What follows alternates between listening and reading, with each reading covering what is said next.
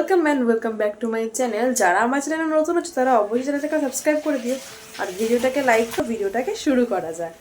সারাদিনে এত ব্যস্ততার মধ্যে একটা ভিডিও ক্লিপ নিতে পারিনি। যাই হোক, এখন সন্ধেবেলায় সবাইকে পড়ানো কমপ্লিট করে চলে এসেছিলাম মাসির বাড়িতে। যেহেতু আজকে জন্মাষ্টমী, তাই মাসি গোপুসোনাকে সুন্দর করে স্নান করাবে। আমি গোপুসোনাকে সাজিয়ে দেব এবং রেডি করে অনেক রকম খাবার দিয়ে রাতে খেতে দেওয়া হবে আর পরের দিন ভোগ দেওয়া হবে। জানো তো, আজকের এই ব্লগটা দুদিন নিয়ে, মানে সোমবার রাত থেকে শুরু করে মঙ্গলবার দিনটা পর্যন্ত। কিন্তু এখানে গোপালকে স্নান করার জন্য যা যা ঠিক প্রয়োজন সমস্তটা নিয়ে নিয়েছে। আর এদিকে গপুকে চান করানো শুরু হয়ে গেছে। প্রথমে তো ওই দই দুধ যা ছিল, মধু ঘি সব দিয়ে স্নান করিয়ে দিল, তারপরে গঙ্গা জল দিয়ে বাকি স্নানটা সারলো। এই বছরের বার্থডের জন্য গপুর জন্য ঠিক এই ড্রেসটা আনা হয়েছিল। জানো তো, মাসির কাছে গল্প শুনছিলাম যে এই গোপালের কত বছর বয়স। মাসির সাথে তখন গল্প করে জানতে পারলাম গোপালের এখন 20 বছর বয়স। তাই তখন মাসিকে আমি বললাম যে গোপাল তো আমার থেকে 1 বছরের ছোট। যাই হোক, তারপর গোপালের গা হাতটা মাসি সুন্দর করে মুছিয়ে দিল আর আমি দেখো ফেব্রিক কালার দিয়ে বাকি যে সমস্ত কালারগুলো উঠে গিয়েছিল সেগুলো সুন্দর করে পায়ে আলতা, হাতে এরকম ডিজাইন, লাড্ডুটার একটা রং করে দিয়েছি। হলুদ রং থাকলে ভালো হতো, যেহেতু ছিল না তাই সাদা আর লাল দিয়ে করেছি। আর মুখের কলকাটাকে সুন্দর করে দিয়েছি। তারপর মিশে চলে এসেছিল ফুল মালা, তারপরে মাথার মুকুট এই সমস্ত নিয়ে।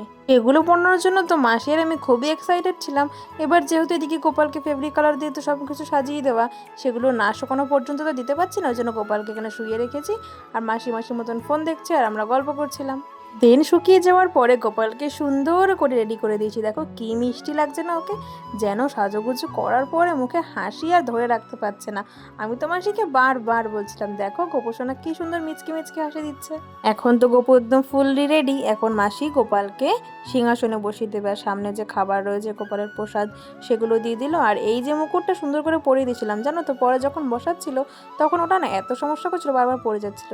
তো মাসি সেটাকে সুন্দর করে ফিক্সড করে দিয়ে বাকি যে ফুল, এই যে হলুদ ফুলগুলো দেখছো জানো তো, এই হলুদ ফুলগুলো মাসির এক বান্ধবীর বাড়ি থেকে হঠাৎ করে মাসিকে নিয়ে আসে। মাসির কোনো প্ল্যান ছিল না যে আনতে যাবে, কিন্তু হঠাৎই কি মনে হলো ওই যে গোপাল নিজেরটা নিজেই করে নেয়, সেভাবেই গোপাল এটা আনিয়ে নিয়েছে মাসির দ্বারা। এদিকে মাসি তো পুজো করছে আর আমি আটাটা বের করে নিয়ে গেলাম রুটি করব, কারণ মেশোর পেয়ে গেছে খুব খিদে, তো মেশোকে সেটা খেতে দেবো। মাসি তো এখানে সুন্দর করে পুজো করে নিয়েছে।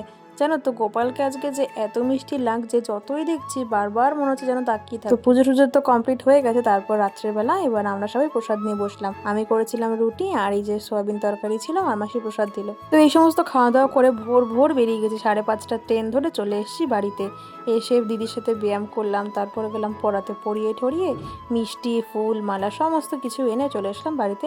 স্নান টান করে পুজো দেবো। আর এদিকে একটা মালা আর ঠাকুরের জামা বাবাকে বলেছিলাম আনতে, তো বাবা সেই সমস্ত নিয়ে আসলো। দেন সুন্দর করে পুজো দিলাম।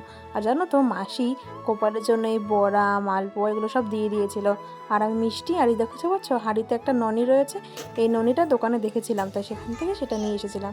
যাই হোক, পুজো টুজো করে দেওয়ার পরে চলে গেছিলাম দিদির বাড়িতে। গিয়ে দেখি দিদি মালপোয়া ভাজছে আর এদিকে লুচি সুচি হয়ে গিয়েছিল। তো দিদিকে বললাম যে বাকিটা আমি করে দিই। তারপর কিছু মালপোয়া বাকি ছিল সেগুলোই ভাজলাম। আর তারপরে বড়াগুলো সমস্ত কটা বড়া আমি ভেজেছিলাম, দিদি প্রথম খোলা দিয়ে দিয়েছিল। দেন সেটুকু দিয়েও পুজো করা শুরু করে দিয়েছিল, কারণ একটু বেলা হয়ে যাচ্ছে না হলে।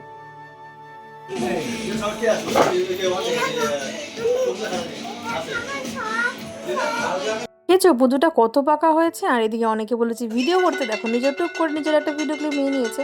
আর দিদিকে এদিকে পুজো করা শুরু করে দিয়েছে। কিছুক্ষণ পরে পুজো হয়ে যাওয়ার পরে আমরা সবাই প্রসাদ খেলাম। আর ওই দেখো একটা ছোট্ট গপু, এর পাশেই একটা কাকির বাড়ি আছে, তার বাড়িতে গিয়ে অনি বলে কি বদ্দি তোমাদের গোপালটা একটু দেবে, ওনা বায়না করছে আমাদের বাড়ি যাওয়ার জন্য। তাই জন্য অনেকই করেছে, সেই গোপালটাকে বাড়িতে নিয়ে এসছে আর দিদি ওকে সুন্দর করে খেতে দিয়ে দিল। তারপর আমরা সবাই মিলে বসে প্রসাদ খাচ্ছি আর প্রতিটি দেখেছেন ননি। এটা ভালো লাগলে চ্যানেলটাকে সাবস্ক্রাইব করে দিও। টাটা।